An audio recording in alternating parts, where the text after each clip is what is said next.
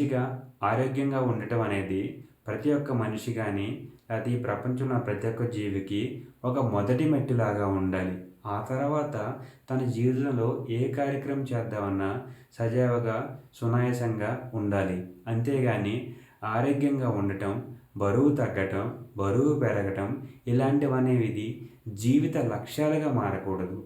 So, మన జీవితంలో మన యొక్క వయసు పెరిగిన కొద్దీ, మన తెలివితేటలు పెరిగినప్పటికి కూడాను, మనం ఆరోగ్యంగా మారాలి తప్ప, తెలివితేటలు పెరిగిన తర్వాత మనము మన ఆరోగ్యాన్ని క్షీణింపజేసుకునే విధంగా ఉండకూడదు.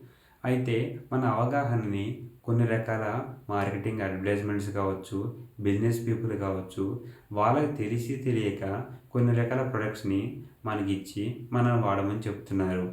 అది పక్కన పెడితే మనం మన అవగాహన పెంచుకోవాలి. మనం తీసుకున్న ఆహారం మీద పూర్తి శ్రద్ధ పెట్టాలి. మన ఆరోగ్యాన్ని ఒక మొదటి మెట్టులాగా తీసుకోవాలి తప్ప, దాన్ని జీవిత లక్ష్యం కింద మార్చుకోకూడదు. అదే జీవిత లక్ష్యం అయినప్పుడు మనము ఈ మిగతా పనులు ఏ విధంగా కాన్సంట్రేట్ గాని చేయగలము. ప్రపంచం మొత్తం ఈ ఆరోగ్య సమస్యల మీద చాలా ఇబ్బంది పడుతూ ఉంది. ప్రతి ఒక్కరికి నా విన్నపం ఏంటంటే, ఆరోగ్య సమస్యలనేది జీవిత లక్ష్యాల కింద మార్చకండి. మనం చేసే బిజినెస్ గురించి కావచ్చు, లేదా వేరే వేరే మోటివేషన్ గురించి ఆ పని చేయకుండా, ఆరోగ్యం అనేది ప్రతి ఒక్కరికి మొదటి మెట్టులాగా అందేలా అందరూ ప్రయత్నిస్తే బావుంటుందని నా విన్నపం.